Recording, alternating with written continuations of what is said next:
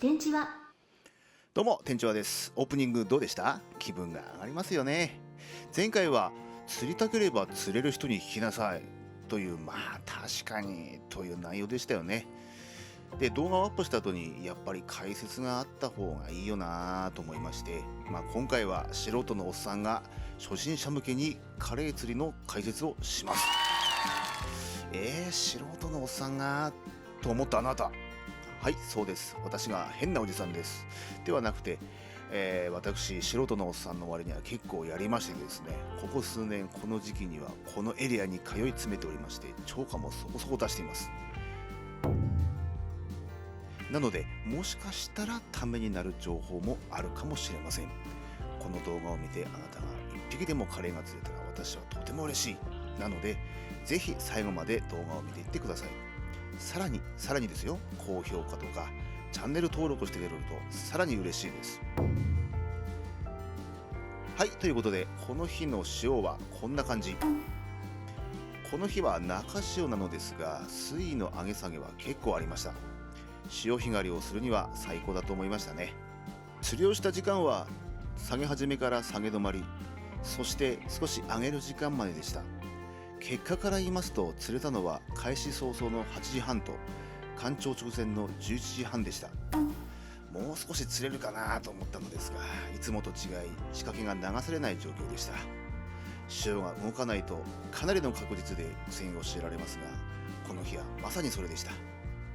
やっぱり周りの人も苦戦してましたね。ところで天地和さん、随分ゆっくりの出勤じゃないですかと思いませんでした？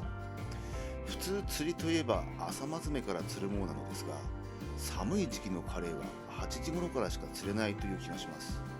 というのも、かつて今時期にこの周辺で24時間釣りしたことがありますが、釣れたのはやっぱり日中だけでした。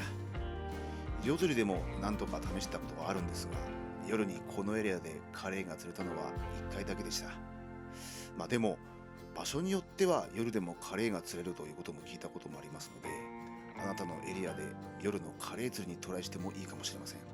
結果を教えてくれたら嬉しいです。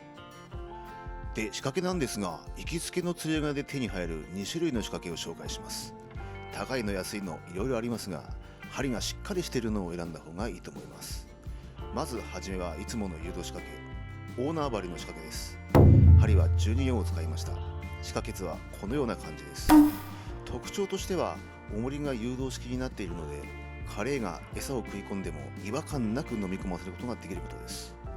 重りもナス型、小田原型、三角型、スパイク型等選べるので、潮の状況にも合わせやすいです。そしてもう一つがささめ針の仕掛け、天秤を使った誘導仕掛けです。こちらは天秤の先もしくは天秤の間に仕掛けを通すタイプのものです。回送天秤を使ったりジェット天秤を使ったりします。白ゲスの仕掛けに似てますよね。天秤を使うと仕掛けが絡みにくいというメリットがありますし、回送天秤を使うことによって仕掛けを誘導させ、違和感なくカレイに餌を飲ませることができます。ここで針の話をしますと、この釣りは仕掛けを引きずってくることが多くなります。その際に針が障害物に擦れたりします。そのため針先がだんだん甘くなってきます。定期的に確認して針先が甘くなってきたと思うようであれば、研ぐか交換した方がいいです。とは言っても半日ぐらいは持つと思いますよ。ちなみに針先の確認方法は、針で爪を引っかくと良いです。引っかかれば OK、 引っかからないようであれば甘くなっています。甘くなっていれば針を交換するか仕掛けを交換しましょう。仕掛けなんですが、買ってしばらく経ったやつとかは針巣が曲がってたりします。特に安い仕掛けではなりやすいと思います。こういう時はお湯につけるかドライヤーで熱をかけると戻ります。一度パッケージから出した仕掛けは一つずつ別の袋に入れて保存するのが良いです。こうすると絡まないので現場で楽ができます。針が 2,3 本の仕掛けならこのように保存するのが便利だと思いますよ。ちなみにこの入れ物は100均で買いました。次に重りですが、基本的に20号から30号の重りをよく使います。那須型や小田原型はよく見かけますが、このような三角やスパイクの重りってなかなか見ませんよね。陸奥湾ではあまり出番はないように思いますが、太平洋となりますと潮が速いので、このような重りでないと仕掛けが安定しません。この場所では三角かスパイクの重りを使いますが、飛距離でいうと三角、安定性でいうとスパイクに軍配が上がります。なのでこれも場所と状況に応じて選びましょう。餌は1本の針に複数の磯目をつけます。というのも、餌が大きいほど釣れますし、遠投する際に針から外れてしまうこともあるからです。なので針には複数の磯目をつけるのがいいと思います。磯目を針に刺す際は、頭を親指と人差し指で押さえると牙を出してきますので、その時に口から針を通します。たまにかじられたりしますが、そんなに痛くもないし、たとえかじられたとしても腫れたりはしません。少なくとも私は聞いたことがないです。そして仕掛けを遠投して待ちます。この釣りに必要なのはズバリ遠投能力です。20から30号の重りを100メートルほど飛ばせると釣果が飛躍的に伸びます。昔のグラスロッドと違って今のカーボンロッドはよく飛びます。力のない年寄りでもロッドをうまく使えれば仕掛けは遠くまで飛んでいきます。力ではなく重りを竿のバット、一番太いところに乗せるイメージです。よく飛ばすためには引き手、左投げなら右手、右投げなら左手を強く引くことをイメージしてください。釣り遠投というキーワードで調べるといろいろな動画が見つかりますので、研究してみてください。道糸は細ければ細いほどよく飛びます。しかし仕掛けを投げるときには糸に瞬間的にとても強い力がかかります。糸が細いとその瞬間にブチッと切れてしまうことがあるくらいです。なので投げ釣りでは力糸というものを使います。ルアーでいうところのリーダーってやつですね。ナイロン2号が道糸であればナイロン5号を使うといいと思いますよ。長さは投げるときに指先にナイロンの5号を引っ掛けるぐらいの長さになります。ルアー釣りのように2メーターほどのショックリーダーでもいいんですが、何度もキャストすると指先が痛くなるので、フィンガープロテクターをするのもおすすめです。指先が濡れているときに細い PE ラインを思いっきりキャストすると指先が切れたりもします。気をつけてくださいね。魚からの当たりが分かるように竿先に鈴をつける人もいます。中にはランプやセンサーをつける人もいますが、私はとりあえずつけません。彼の場合、餌だけ取っていなくなるという不届きなやつはめったにないからです。また鈴があると仕掛けを回収するときにチャリンチャリンと音が鳴ってちょっと恥ずかしい。また鈴をつけたままキャストして鈴が飛んでってなくなってしまうということをよくやるのです。なので鈴はキャストしたら竿先につけて回収する前に外すというルーティンができる人だと私は思います。カレイは群れていることが多いので、カレイが釣れた場合、釣れた場所にはまだ複数いる可能性があります。なので方向と距離を覚えていくと良いと思います。道糸に色がついている場合はその色を覚えておく。同じ色のラインであればマジック刀で印をつけるという方法を使いますが、結構忘れちゃうんですよね。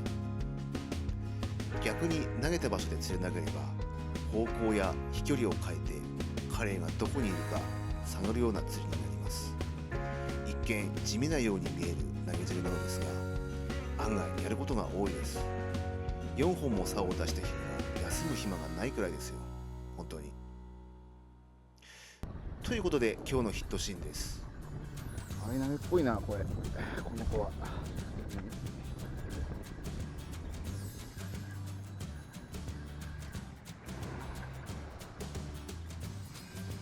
あ、彼だ。あ、普通に。おお、首振ったぜ、こいつ。おお。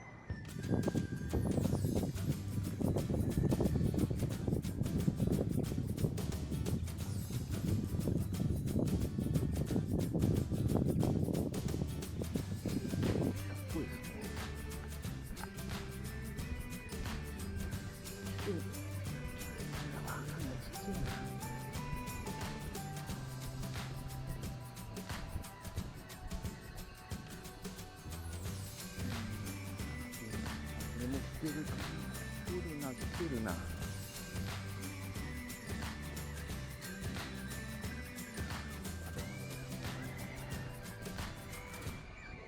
奥ではあんまり反応しないんだけど、手前するとおっつって怒るんだよ彼は。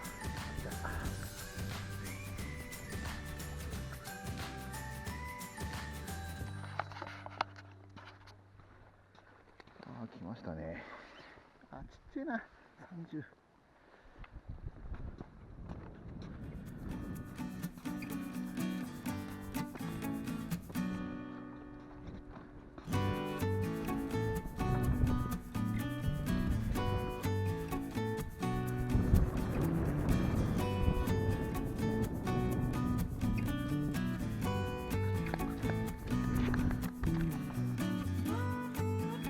なんとか坊主を回避できましたね。でこのカレー、1枚は刺身、1枚は一夜干しにして焼いて食べました。美味しかったな。カレーの投げ釣りは一見地味なようにも見えますが、戦略、戦術、そして運が必要な案外エキサイティングな釣りです。この動画を参考にしてあなたがあなたの記憶に残る最高の1枚を釣ることができれば、それ以上の喜びはありません。ぜひカレー釣りチャレンジしてみてください。